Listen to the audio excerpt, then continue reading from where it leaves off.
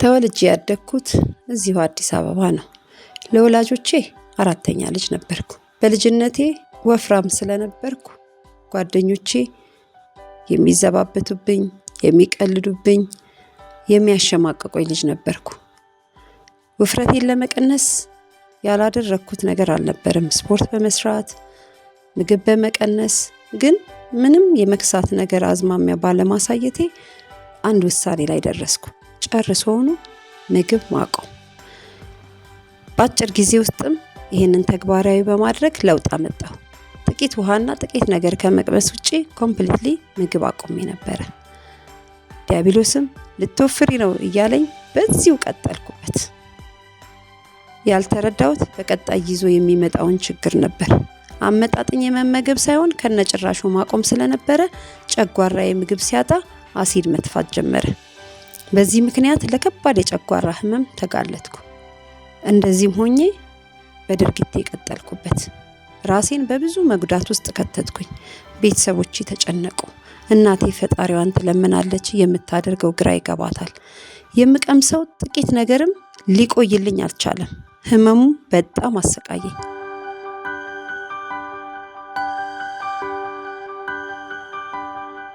አንድ ቀን ሰፈር አካባቢ ወጥቼ ድሮ አብሬያት የተማርኳትን ልጅ አገኘሁ። ከተገናኘን ቆይተን ስለነበር የመክሳቴ የፊቴ መጠውለግና ያለ መረጋጋቴን አስተውላለች። ምን ሆኜ እንደሆነ በተረጋጋ መንፈስ አወራችኝ። እኔም መታመሜን ቀለል አድርጌ ነገርኳት። እሷም አለች ጌታን ብቀበል የዘላለም ህይወትና የስጋ ፈውስ እንደሚሆንልኝ ነገረችኝ። በውስጤም ቀልደኛ ብዬ ስልክ ተለዋውጠን እንደምትደውልልኝ ነግራኝ ተለያየን። እኔ ግን ዳግም እንደማላገኛት እርግጠኛ ሆኜ ተለየኋት። ህመሜ ቀጥሏል፣ እየባሰም ነው። ይልቁኑ አልጋ ያዝኩ፣ ከቤት መውጣት አቆምኩ። ይህችው ልጅ በተደጋጋሚ ትደውላለች፣ አላነሳም። ደግሞ በሽታዬ ሳያንስ ልትጨቀጭቀኝ ነው እንዴ እላለሁ። እናቴ በቤት ውስጥ በአብዛኛው ከኔ ጋር ስለምትሆን በተደጋጋሚ የሚደወልልኝን ስልክ ታያለች። ሌላ ብዙም የሚደውልልኝ የለም። ደም ግባቴ ጠፍቷል። ብስጩ ሆኛለሁ። ሰው ሸሻለሁ። ደስተኛ አይደለሁም። መሞቴን የምመርጥ ነኝ። ትንሽ እናቴ ብቻ ናት ተስፋ ያላት እንጂ የቤቱ ሰላም ከጠፋ ቆይቷል። እኔ ፊት ቃሉን ባያወጡትም ከምትሰቃይ ብትሞት ሁሉ ብለው የተመኙ ቤተሰቦች፣ ጎረቤቶች ነበሩ። ፈጣሪ በቃ ቢላት ይላሉ። ከምትጨነቅ በሰላም ብታርፍ ይላሉ። ቤት ውስጥ ያለው ድባብ ደስ አይልም። ወንድሞቼና እህቶቼ አባቴን ጨምረው ወጥተው ሲመለሱ ደስተኝነት አይታይባቸውም። ጠያቂ መምጣት ቀንሶ አልፎ አልፎ እንኳ በስልክ ካልሆነ በቀር የሚመጣ ማንም ሰው የለም። አንድ ጠዋት ስልኬ ጠራ። እናቴም እባክሽ ልጅ አንሺው አለች።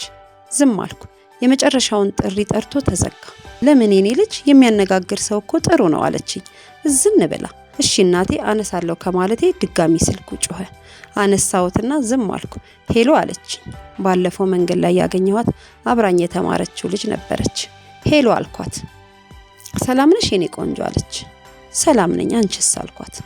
ጌታ ይባረክ ደህና ነኝ አለችኝ። እባክሽ ቤት መጥቼ እንዳይሽ ፍቀጅልኝ አለች። እኔም ስልኬም በተደጋጋሚ ስትደውል አለማንሳቴ ቢያሳፍረኝም እሷ ግን ልትወቅሰኝ አልፈለገችምና ምን አይነት ትዕግስተኝነት ነው ብዬ አሰብኩና ድጋሚ እንዳላስከፋት በማለት እሺ አልኳት። ውስጤ ግን ደስተኛ አልነበረም። ልቤና አፌ ተለያዩብኝ። እሷም ቴንኪው አለችና የቤቴን አድራሻ ጠይቃኝ ስልኩን ዘጋች።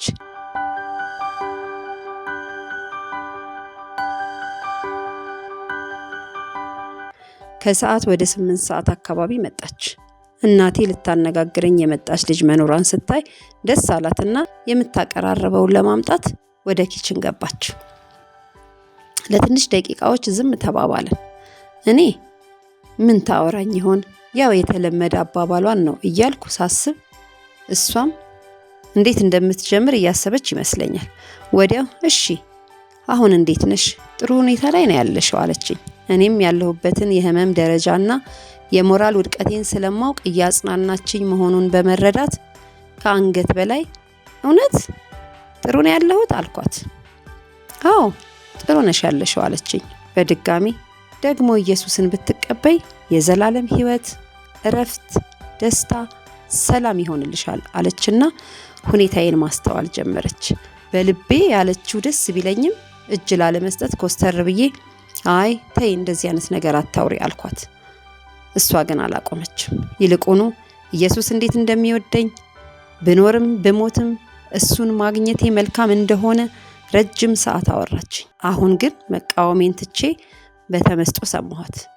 እናቴ በመሃል የሚበላና ሻይ ይዛላት መጣች። አመሰግናለሁ ብላ ንግግሯን ቀጠለች። እናቴ ገባ ወጣ እያለች ሰማቻት። ከዚያም እስቲ ቢያድንሽ ሞክሪ አለች ጣልቃ ገብታ። አባባሏ ቢያስደነግጠኝም መልስ አልሰጠኋት። ጓደኛዬ ይህን ጌታ መከተል የዘላለም ዋስትና መሆኑን፣ ፈውስ ለጌታ ቀላል መሆኑንና በመጀመሪያ ግን እኛነታችንን እንደሚፈልግ አስረዳች። በሚቀጥለው ቀን ዕለቱ እሁድ ስለነበር ፈቃደኛ ከሆንኩ ወደ ቸርች ይዤሽ ልሂድ አለች። በግማሽ ልብ እሺ አልኳት። በቃ ጠዋት ተዘጋጅ ብላኝ ተሰናብታኝ ወጣች። ሌሊቱን አሰብኩ። ምክንያት ፈጥሬ መቅረት አለብኝ ብዬ ወሰንኩ። ጠዋት ስትደውልልኝ አልቻልኩም፣ ሳምንት ይሆንልኝ ብዬ አልኳት። እሷ ቢገባትም ምንም አላለችኝም። እሺ ሳምንት እንሄዳለን አለች። እኔ ግን ውስጤ ለምንም ቢያልኩ ለምን ቀረሁ የሚል በተደጋጋሚ እረፍት ነሳኝ። በሳምንቱ ለመሄድ ተዘጋጅቼ ጠበቅኳት። እሷ ከአርብ ጀምራ እያስታወሰችኝ ነበር። እኔም እሺ አልኳት። እሁድ አብረን ሄድን። ቁጭ አለን። ጉባኤው ተጀመረ። ለኔ ሁሉም ነገር አዲስ ነበር፣ ግን ደስ የሚል ስሜት አለው። ውስጤ ላይ ልገልጸው የማልችለው ደስታ፣ ሰላም ሲሰማኝ ታወቀኝ። ጸሎቱ፣ ዝማሬው ምድር ላይ ያለው እስካይመስለኝ በሆነ ክልል ውስጥ የገባው መሰለኝ። ከዝማሬው በኋላ አንድ ሰው ወደ መድረክ ወጥቶ መጽሐፍ ቅዱስ ከፍቶ መናገር ጀመረ። ነፍሱን ለወዳጆቹ አሳልፎ ከመስጠት ይልቅ ከዚህ የሚበልጥ ፍቅር ለማንም የለውም የሚለውን አንብቦ የእንባ ሲቃ እየያዘው ማስተማር ጀመረ። ጥቅሱን ያኔ አላውቀውም፣ አስተካክዬም እንደዚህ አልለውም ነበር። ብቻ ያኔ የገባኝ ከኢየሱስ በላይ የሚወደን እንደሌለ ምን አይነት ፍቅር ነው እያልኩ ማሰላሰሌን ብቻ ነው። በመጨረሻም ይህን ጌታ እንደ ግል አዳኛችሁ ልትቀበሉ የምትወዱ ወደዚህ ኑ ብሎ ሲል መሄድ ፈለኩ። ግን በዚያ ሁሉ ሰው መሃል መውጣት ፈራሁ። ጓደኛዬ መሄድ ትፈልጊያለሽ ስትለኝ አዎ ግን ፈራሁ አልኳትና ሌላ ቀን አልኳት። እሺ አለችኝና በዚያው ጉባኤው ተጠናቆ ወጣን። ጓደኛዬም ይኸውልሽ አምላካችን አስገዳጅ አይደለም፣ የነጻነት አምላክ ነው። በፈቃድሽ ወደ ውስጥሽ የሚገባ በፍቅር እንድትገዢ ወደ ውስጥሽ ሲገባ ባንቺ ፈቃድ ነው። በፍቅር እንድትገዢለት እንጂ ማንም አስገድዶሽ እንዲሆን አይፈልግም። ለዚህ ነው በግፊት እንድትቀበዩ ያላደረኩሽ። በፈቀድሽና በፈለግሽ ጊዜ እንዲሆን ብቻ ይፈልጋል። ጉዳዩ ባንቺና በእግዚአብሔር መካከል የሚደረግ ሚስጥር ነው። ጌታን ስትቀበይ ለታይታ አይደለም፣ በስሜትም አይደለም። የአዲስ ኪዳን አምልኮ በመንፈስና በእውነት ስለሆነ ከልብሽ መፍቀድሽን እርግጠኛ ሁኚ አለችኝና ለረጅም ሰዓት ተቀምጬ ስለነበር ቤቴ ገብቼ ተኛው። ውስጤ ትግል ውስጥ ነበር። ደስታም ፍርሃትም ተደበላለቀብኝ። ህመሜ ከፍ ብሏል። በዛ ሁሉ ህመም ውስጥ አልፎ የሚሰማኝ ሰላምና ደስታ ብቻ ሆኗል። የሚቀጥለው እሁድ ደረሰ። በዚህ ቀን ጌታን ለመቀበል ከወንበሬ ተስፈንጥሬ ተነስቼ ራሴን መድረኩ ስር አገኘሁት። ይህን ኢየሱስ የግል አዳኝ አድርጌ ተቀበልኩት። መጋቢው ወደ እኔ ቀረበና ልጄ ምን ልጸልይልሽ ሲለኝ መታመሜን ነገርኩት። እጁን በጭንቅላቴ ላይ አድርጎ አንቺ ከዚህ በኋላ ጌታን ተቀብለሻል፣ የዘላለም ሕይወት አግኝተሻል፣ በኢሳይያስ 53 ላይ እንደተጻፈው በመገረፉ ቁስል ተፈውሰሻል ብሎ ሲጸልይ ራሴን እስከማላውቅ ወደኩ። ከወደኩበት ስነሳ ምን እንደሆንኩና ይሰማኝ የነበረው ህመም ጨርሶውኑ ጠፍቶ ሰላም ሆኖልኝ ነበር። ግራ በተጋባ ስሜት ሆዴን በእጄ መዳበስ ጀመርኩ። ምን ተሰማሽ ልጄ አለኝ። ህመሜ ጨርሶ እንደሌለ ነገርኩት። ጉባኤው በእልልታና በጭብጨባ ቤቱን ሞላው። እጆቼን ወደ ሰማይ ዘርግቼ ማልቀስ ጀመርኩ። አይዞሽ፣ ከዚህ በኋላ ነፃ ሆነሻል። ያዳነሽ ጌታ ኢየሱስ ነው። በእስራት ውስጥ ተይዘሽ ነበር። ጠላትሽ ተረግጧል። ከ2000 ዓመት በፊት ኢየሱስ በመስቀል ላይ ያስወገደውን ክፉ ካንቺ ርቋል። ይሄ ጌታ ወደ ህይወትሽ ገብቷል። ነፃ ወጥተሻል። ከዚህ በኋላ የእግዚአብሔርን ቃል ተማሪ፣ ጉባኤ አትቅሪ፣ በሰላም ሂጂ አለኝ። በሰላም ሂጂ አለኝ። እልል ብዬ ወደ መቀመጫዬ ተመለስኩ።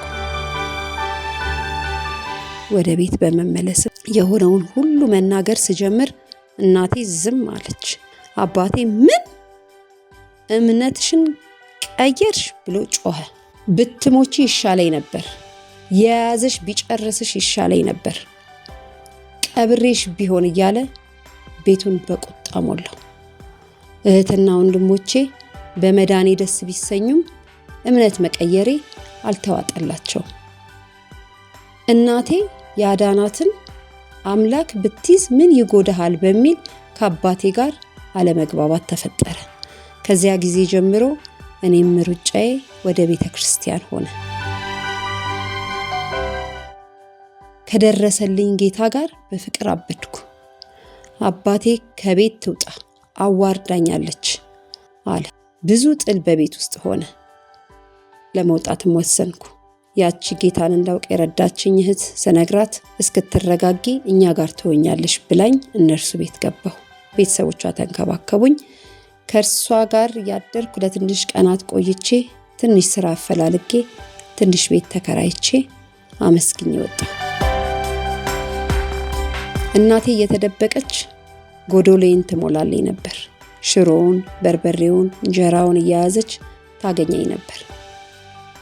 እኔ ግን ያሳሰበኝ የእነርሱ የዘላለም ህይወትን አለማግኘት፣ በስራት ውስጥ መሆን፣ ወደ ዘላለም እሳት መጣላቸው፣ ይሄን ጌታ አለማግኘታቸው እጅግ ያሳስበኝ ነበር። እናቴ በመጣች ቁጥር ወንጌልን እነግራት ነበርና ልቧ በጌታ ፍቅር ቅልጥ ብሎ ነበር። ቤት ውስጥም ሁልጊዜ ሄዳ የምታነሳው ርዕስ ሆኖ ነበር። ባነሳች ቁጥር ግን ጸብ ነበር።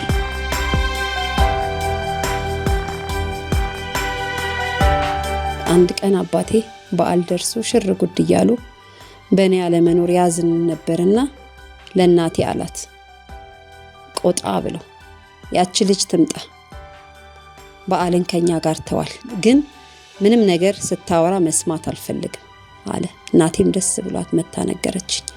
የዋዜማ ሄድኩና አደርኩ። አባቴ ምንም እንዳታወራ ብሎ ስለነበር በማግስቱ ወደ ተከራየሁበት ቤት ለመሄድ ስነሳ ወንጌልን ነግሬያቸው ወጣሁ። አባቴ በከፊልም ሰምቶ በይበቃሽ ብሎኝ ተሰናብቼ ወጣሁ። እንዲህ እያለን አንድ ወንድምና እህቴ ጌታን ተቀበሉ። በስተመጨረሻም ሁሉም ቤተሰቤ ጌታን አግኝተው እኔም ወደ ቤቴ ተመልሼ በጌታ ከሆነ ወንድም ጋር ልንጋባ በዝግጅት ላይ እገኛለሁ። በሌላ ታሪክ እስክንገናኝ መልካም ሁሉ እመኝላችኋለሁ።